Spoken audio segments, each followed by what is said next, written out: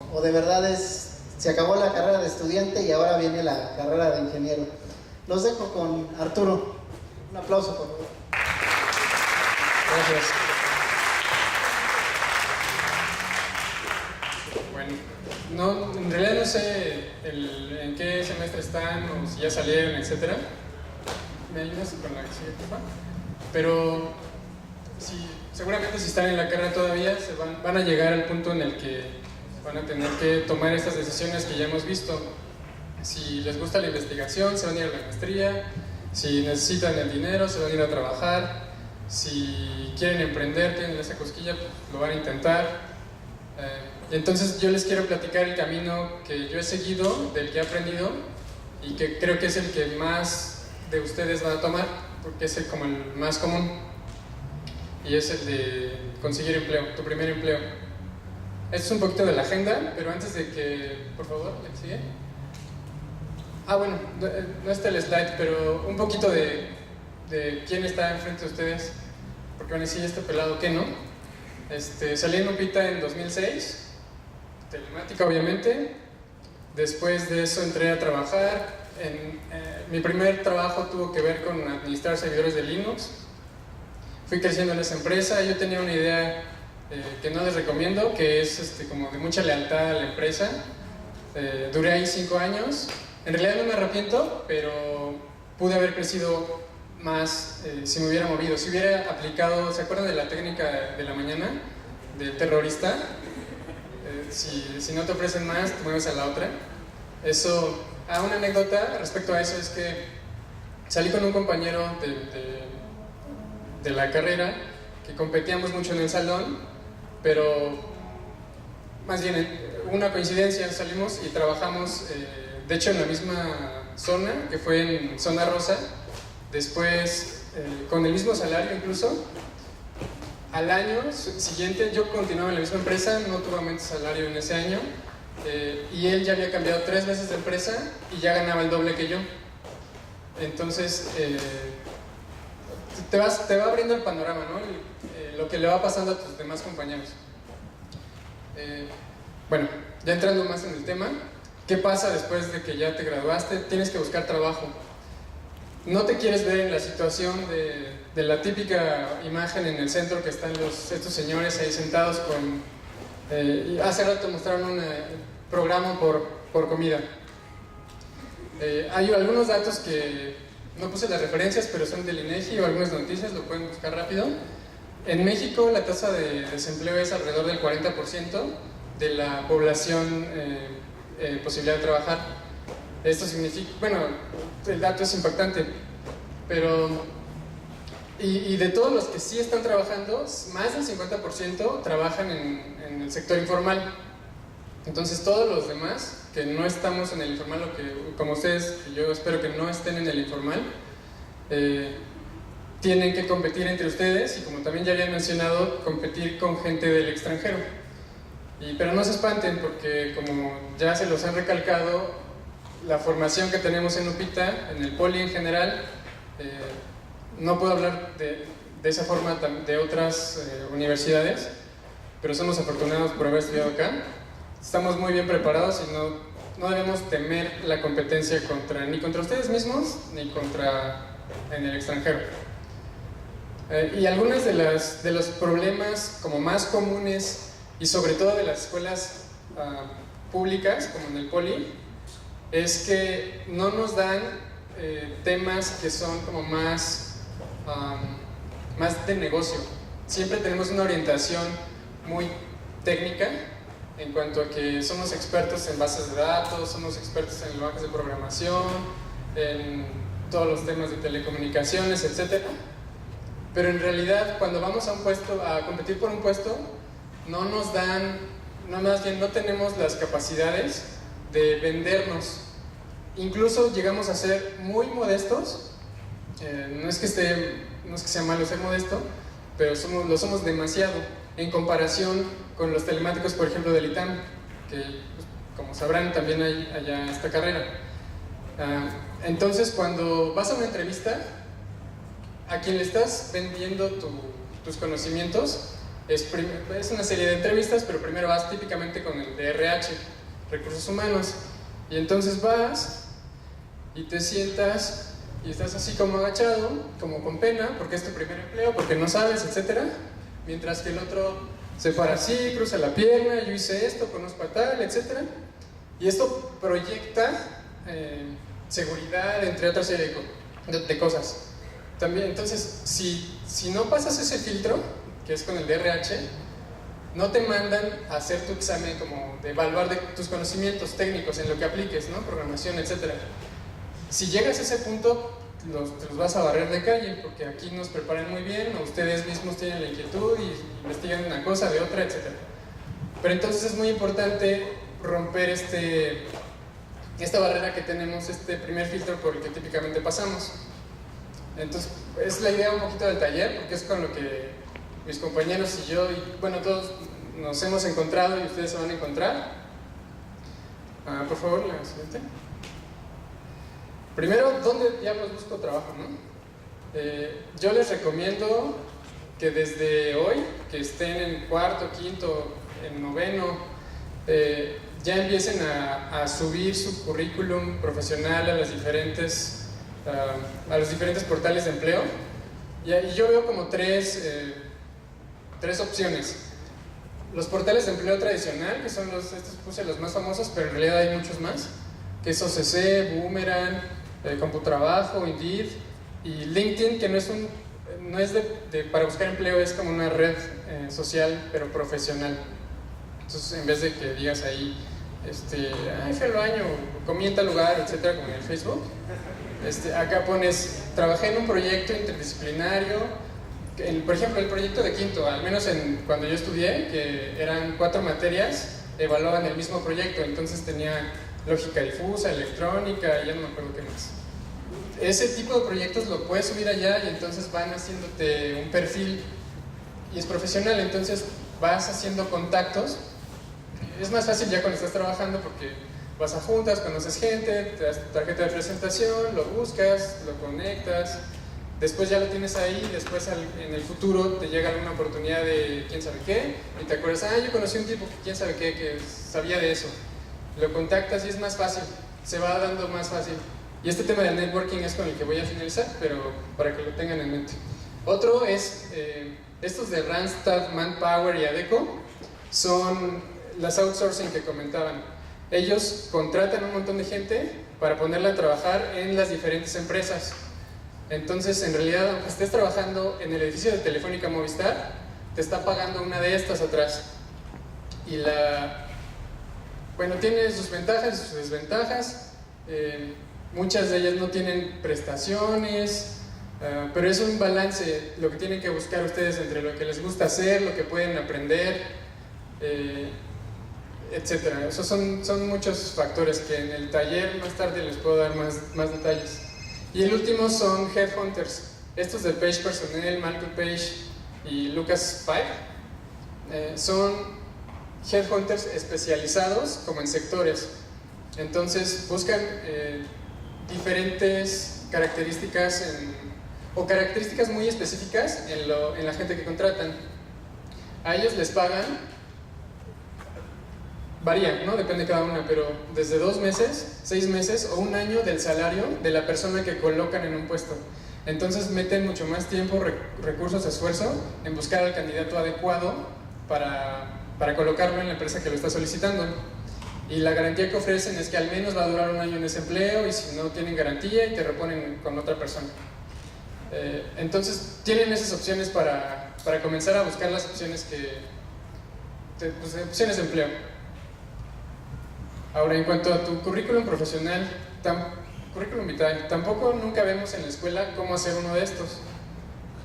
Y entonces el que tenemos como referente más próximo es quizá el de nuestros profesores, investigadores, o el de quizá familiares, no sé. El tema es que importa mucho, porque es como la llave que te abre las puertas a las presentaciones.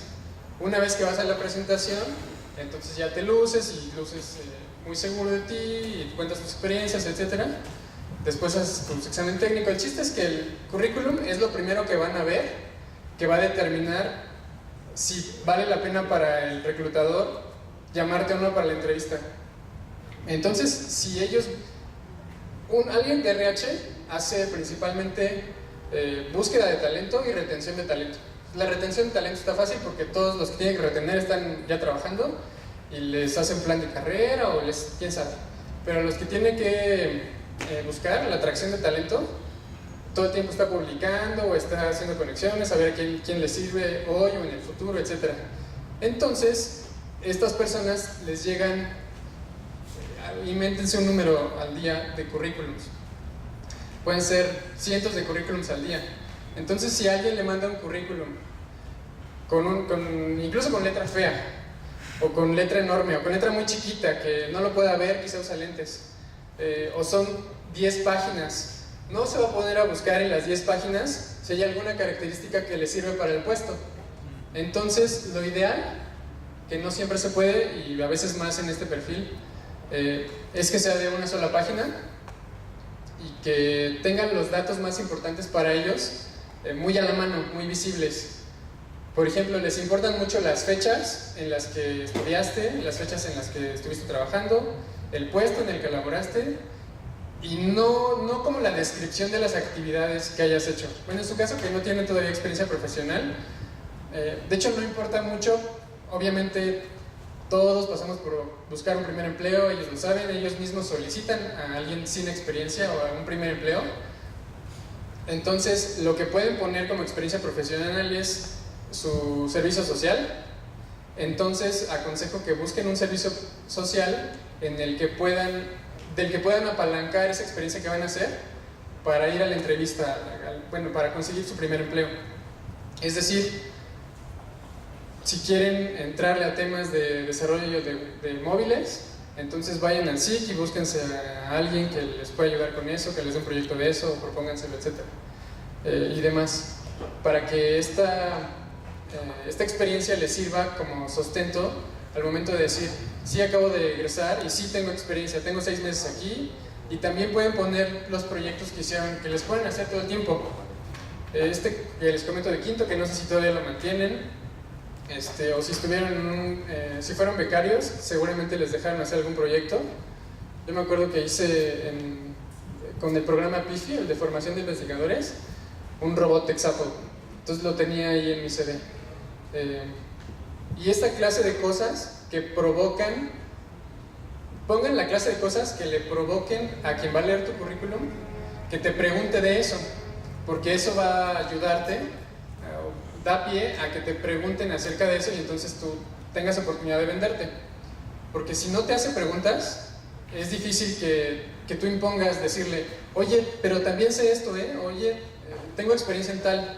Entonces, lo típico es que van leyendo tu currículum y te dicen, trabajaste aquí, hiciste el proyecto, cuéntame de esto. Y entonces, todo lo que tienes que poner ahí es casi como una historia de la que tú mismo quieres que te pregunten de esa historia para que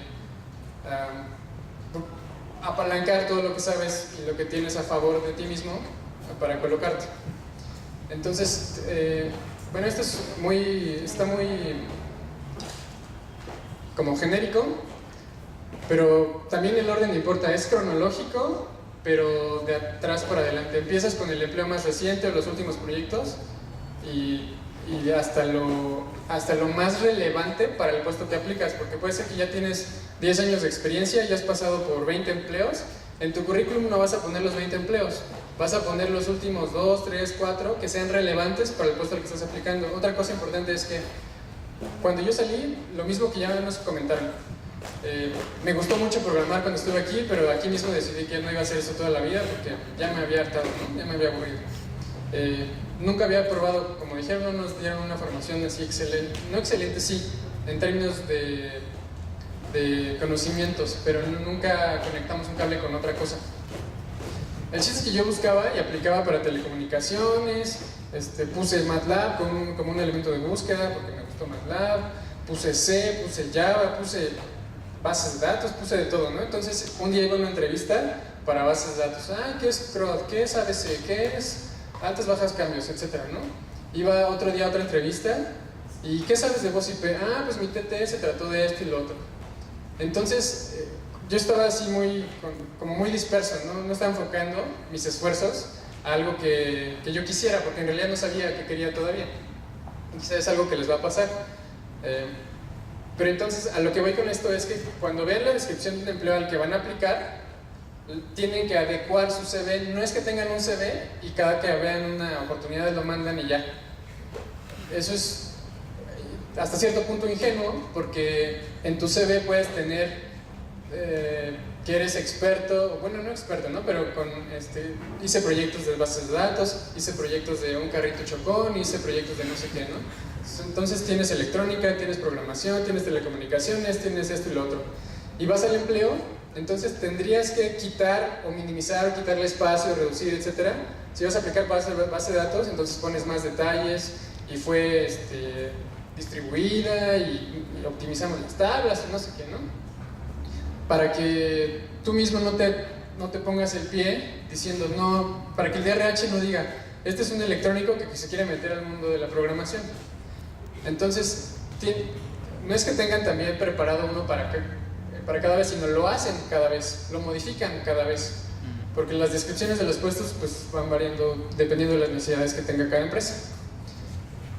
A ver, sí, en el taller se los puedo explicar con más, darles ejemplos precisos, pero vamos a continuar. Ahora, la carta de presentación, que quizás para mí me fue raro escuchar el tema, ¿no? Una carta de presentación para pedir empleo, ¿qué es eso? Ah, por cierto, estos temas, no les dije, pero después de UPITA estudié una maestría en el ITAM, que es de Administración, Tecnologías de la Información, que tenía un doble grado, que entonces fui a Francia un rato, para otro grado en Gestión de las Telecomunicaciones. El chiste es que en el ITAM me dieron una visión diferente de, pues tanto del campo de estudios como del ambiente laboral y demás. Entonces allá tienen un montón de talleres que te ayudan en estos temas interpersonales y de comunicación y demás.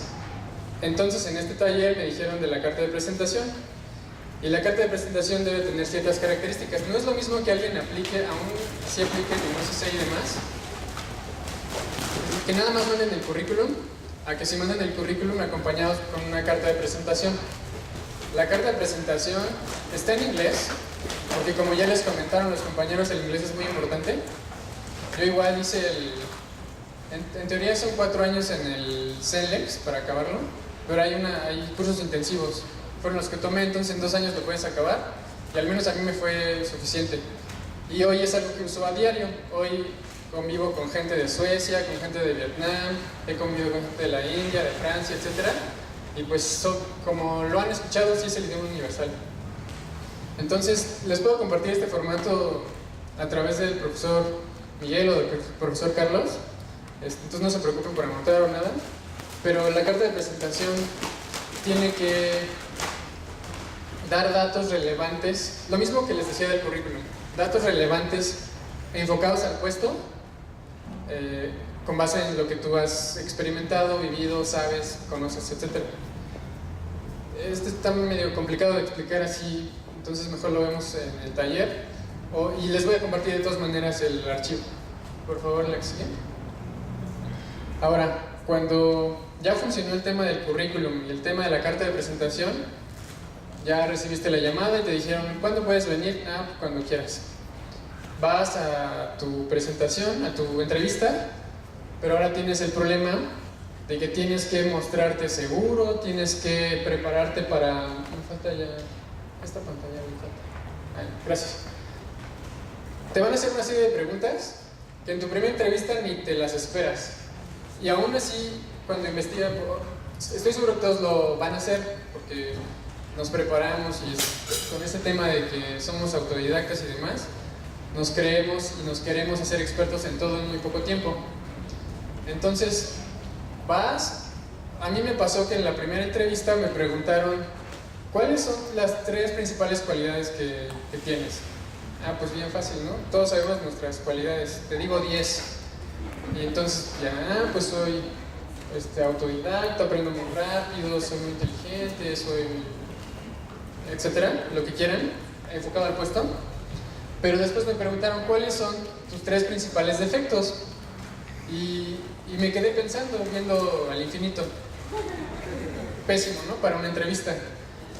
Pero después de ir a varias entrevistas te vas adecuando. Pero la idea es que tienes que prepararte para estas preguntas. Estas son como las más típicas. Siempre tienes que ir preparado. Háganse un cheat sheet para la entrevista, en donde tienen que ir con estas preguntas ya preparadas. Y cuando digo preparadas no quiero decir que van cuando te la pregunten no lo vas a decir de memoria. Tienes que hacer como que piensas. O sea, no te van a preguntar, por ejemplo, ¿qué será? Ideas brillantes, y les vas a salir con todo lo que hiciste en Upita y que vas a resolver la hambruna mundial y que no. Tienes que, fíjate que una vez en la escuela, con un proyecto de no sé qué, teníamos que trabajar con quién sabe quién, y entonces a mí se me ocurrió que quién sabe qué cosa, etc. Tiene que ser más como contarles una historia. Tiene que, o sea, verse natural, ¿no? Es como, nada más eso, que sea como más natural el tema. Entonces las preguntas son, las los que ya les dije, que son 3 características positivas tuyas y negativas, de 3 a 5, hay quien pregunta una, hay quien ni lo pregunta, pero siempre estén listos con. Siempre te preguntan cómo te ves en 3 años, cómo te ves en 5 años. Y esta es tricky, porque si les preguntan cómo te ves en 5 años y ustedes les dicen, pues con mi propia empresa, etcétera, etcétera, dicen, me va a abandonar pronto, no se quiere quedar conmigo, nada más me está usando como trampolín para cambiarse de empresa o lo que sea. Entonces hay que como meditarla un poquito más. Áreas de desarrollo. Es una forma de preguntar tus debilidades, y entonces no puedes decir no entrego mis tareas a tiempo, o quizás sí lo puedes decir, pero la idea de estas preguntas no es tan solo que seas honesto con la persona que te entrevista, sino que le demuestres que estás haciendo algo al respecto con las cosas que sabes que no te gustan de ti o que sabes que te fallan. Entonces, por ejemplo, algo que suelo decir es que hace tiempo que dejé de practicar a mí me gusta la escalada en roca. Entonces les digo que últimamente me volví más workahólico y que ya no le he dedicado tiempo a eso, que es uno de mis hobbies y que me gusta mucho. Entonces lo que estoy haciendo es cada fin de semana tratar de hablarle a mis amigos y quedar con algo, a ver si sale que alguien salga a escalar o algo así. El chiste es que sus defectos que muestren les ayuden también. Esas preguntas, ninguna pregunta es en contra de ustedes, todas son para que les ayuden, pero eso depende de cómo contesten, cómo piensen estas respuestas para que beneficien su entrevista, la consecución de la entrevista. La que sigue, por favor. Ahora, el tema del salario ya se tocó varias veces, pero pregúntense así rapidito las siguientes preguntas. ¿Cuánto ganan la gente que no es ingeniero o que no tiene una carrera? Puse ahí tres opciones, ¿no? ¿Cuánto creen que gana una asistente, la chica que le ayuda con los correos y con la agenda a alguien, ¿no? ¿O cuánto gana alguien en un call center? ¿Han visto los comerciales o en el metro o así del Vista o de no sé cuáles otras, ¿no? Donde te contratan porque hablas bien inglés. No sé si sepan cuánto cuestan, cuánto ganan, pero por favor la que sigue.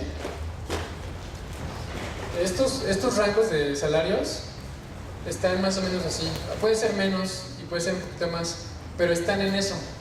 Esto nada más es para ponerlos en contexto de que un ingeniero no podría ganar lo mismo que gana un chavo que contesta en un call center, hello, how are you, whatever. Entonces, tampoco puedes ganar lo mismo que alguien que nada más, que maneja todo el día. No es que discrimine ni nada, pero ustedes se mataron aquí, o se están matando durante 5 años o 4 y pico, lo que dura ahora, para que gane alguien que no tuvo que hacer ese esfuerzo y que hace alguna actividad que no requiere ni de haber invertido este tiempo, esfuerzo, dinero, ni de alguna capacidad intelectual, no es posible que ustedes ganen eso o menos. Entonces, por favor, la que sigue. Las siguientes preguntas ahora son: ¿saben cuánto cuesta una colegiatura en el TEC, en el ITAM, en la del Valle, etcétera, a este nivel de la carrera? Están entre 30 y 70 mil pesos al mes. Eso significa, esto es muy importante porque crea una diferencia importante entre la gente que está en el sector, en educación privada contra nosotros que estuvimos en educación pública. Es que nosotros quizá, no digo que todos, pero quizá no tenemos conciencia de lo que en realidad cuesta la educación en México y en otros países, porque en otros países no es gratuita, en otros países sí.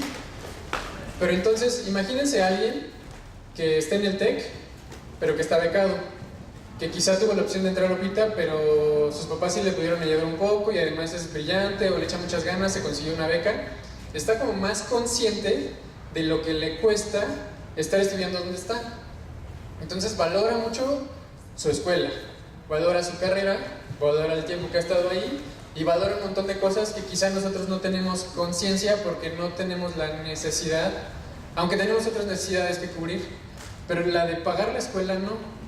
Tiene ciertos costos, ¿no? Pero son, digámosle, de manutención. Tienes que sacar copias, tienes que comprar libros, tienes que venir, pero no tienes que pagar nada más. Y ellos, además de esas cosas, tienen que pagar la colegiatura, una inscripción anual, o no sé, o los trimestres, cuatrimestres, como sea. Entonces, imagínense a alguien que está en una escuela en donde tiene que pagar 60 mil pesos al semestre. Él sabe entonces que si él la estuviera pagando, tiene que ganar 10 mil pesos al mes, ¿no? Mínimo, para haber podido pagar su carrera mientras la estudió. Eso al menos él ya tiene cierto contexto, cierta idea de cuánto es lo mínimo que debería ganar, ¿no? Pero nosotros no necesariamente, al menos fue mi caso. Y yo cuando salí estaba pensando, a ver, yo me salí, luego de que salí de aquí, me salí de mi casa, me fui a vivir solo con mi hermano.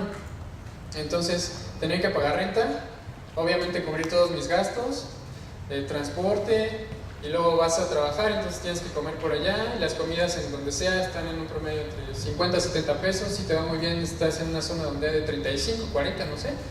Pero esto es diario, ¿no? Y los fines de semana, ¿qué vas a hacer? Etcétera. Entonces, según yo hice mis cálculos, y no me acuerdo, creo que con 8 mil, 9 mil pesos yo decía, no, pues con eso soy feliz, ¿no? Y me sobra, y me voy de fiesta, y quién sabe qué. Pero empiezas a ver las ofertas, por favor, la que sigue. Bueno, eso te lleva a preguntarte cuánto debo ganar, ¿no? ¿Cuánto es lo mínimo que debo ganar? Teniendo ya esto en contexto, no puedes ganar menos que gente que no se preparó como tú. O sea, no deben aceptarlo, porque hay oferta que te orienta a eso. Pero mi consejo, y que quiero que les quede lo enfatizo mucho, es que no acepten empleos mal pagados, porque va a empezar a prostituirse la carrera, o las carreras. Porque imagínense que salen todos los de UPITA y todos aceptan puestos de 6 mil pesos, entonces ¿qué les va a pasar a todos los demás, no? Todos los que vienen atrás, pues, pobrecitos, ¿para qué estudian aquí? Mejor sálganse de una vez a un call center a contestar llamadas en inglés y desde hoy ya ganan esos 6 mil pesos. Entonces no acepten esos empleos. Otra es, hay un balance que tienen que considerar. Cuando entran a una empresa hay preguntas un montón de preguntas que les van a hacer, como las que vimos, pero también siempre tienen el chance de hacer ustedes preguntas a su entrevistador.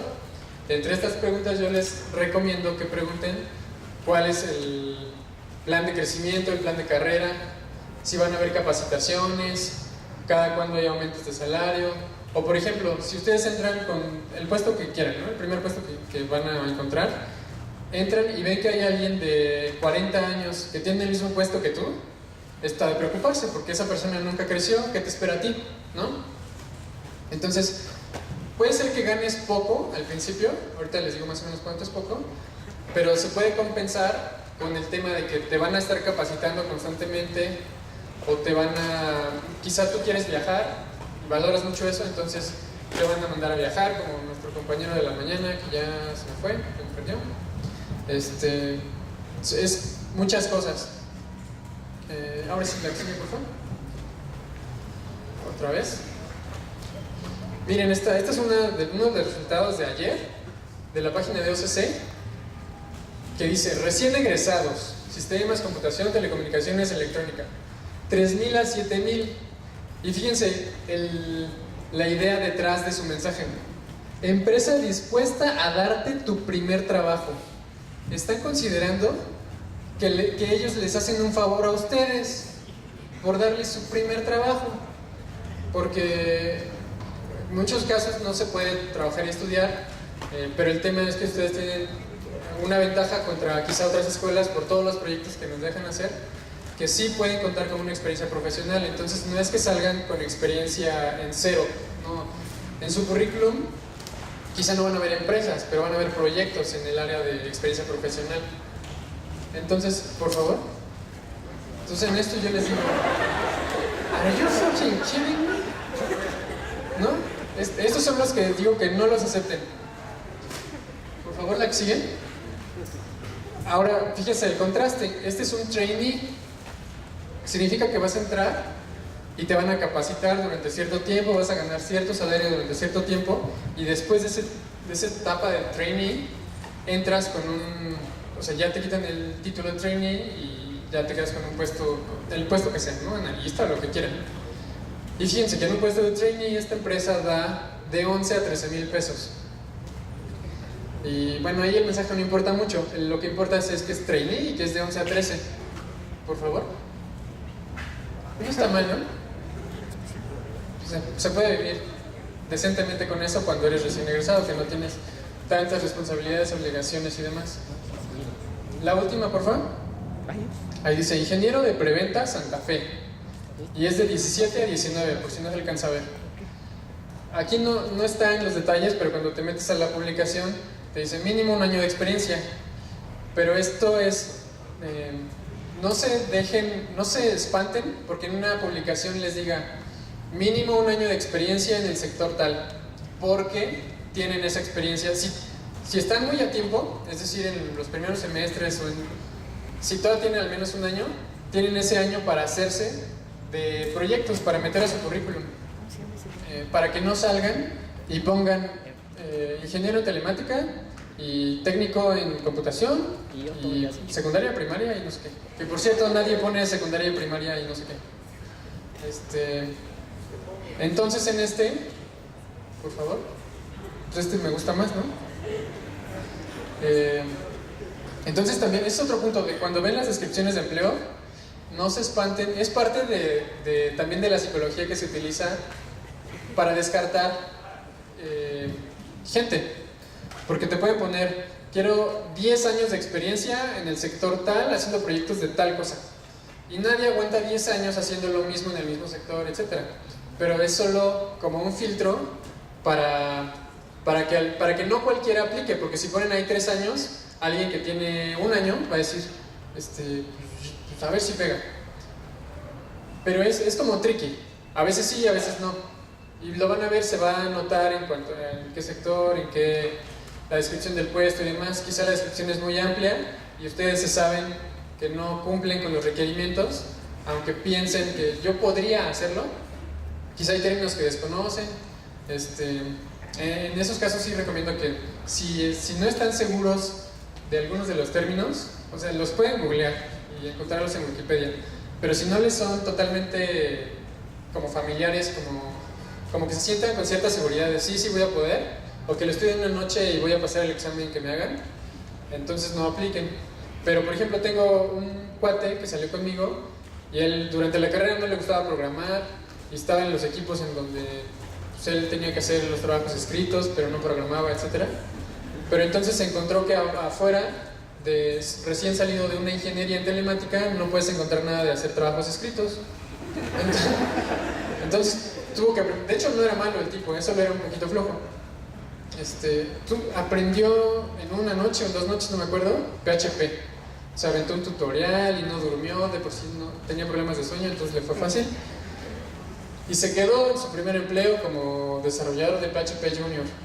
Y ahorita es gerente, sigue en la misma empresa, ya no hace programación, se le cumplió su sueño, pero tuvo que. Entonces, ustedes evalúen en qué casos sí aplican, porque pueden, o sea, tienen la capacidad de aprender muy rápido, es parte de lo que tienen acá en la escuela, contra las que no podrían.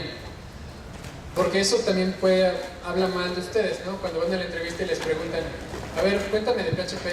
Ah, pues tiene un elefantito, ¿no? O sea, no queden mal, porque, bueno, ahorita que lleguemos al networking. Por favor, ¿la siguen? Ahora, le puse la importancia de conocer a Ernesto, basado en Oscar Wilde, que tenía una novela de la importancia de llamarse Ernesto. Pero con esto me refiero a que mantengan las relaciones que tienen ustedes mismos como compañeros cuando salgan a trabajar con sus compañeros de trabajo, con sus profesores, por ejemplo con los chavos que hemos venido a darles alguna ponencia o etcétera. Acérquense, mándenles un correo.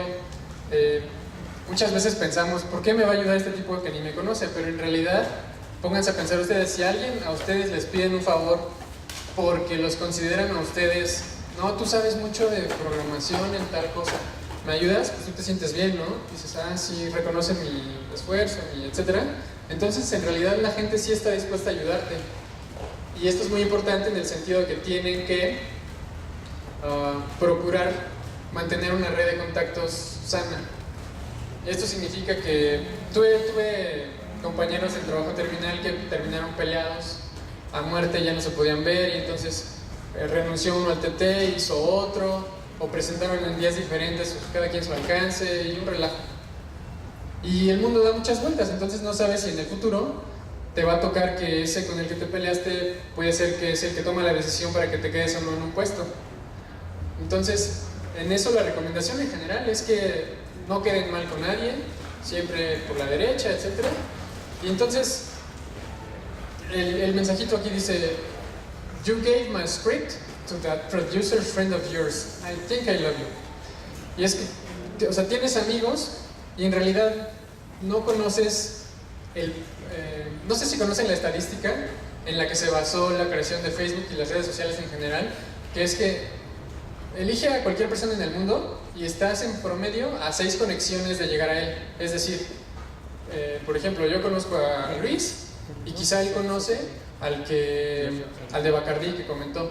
Y yo ni tenía idea que tenía a un paso de distancia contacto con esa persona.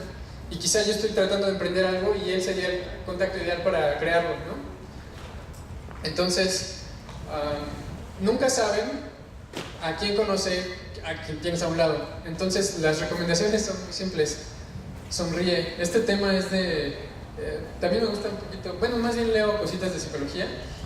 Y las mismas, cuando estás con alguien que sonríe todo el tiempo, te sientes cómodo, como que te abres. Pero si estás con alguien que está cruzado de brazos y serio así, pues hasta lo evades. Entonces el tema es, trata de estar como siempre abierto, disponible para todos. Saluda. Cuando van a las entrevistas, algo que pasa es que primero tienen que pasar por recepción y está un policía o una recepcionista o alguien. Y muchos, como están muy nerviosos o ansiosos porque ya les va a tocar la entrevista, no saludan o se pasan de largo o ni dicen gracias.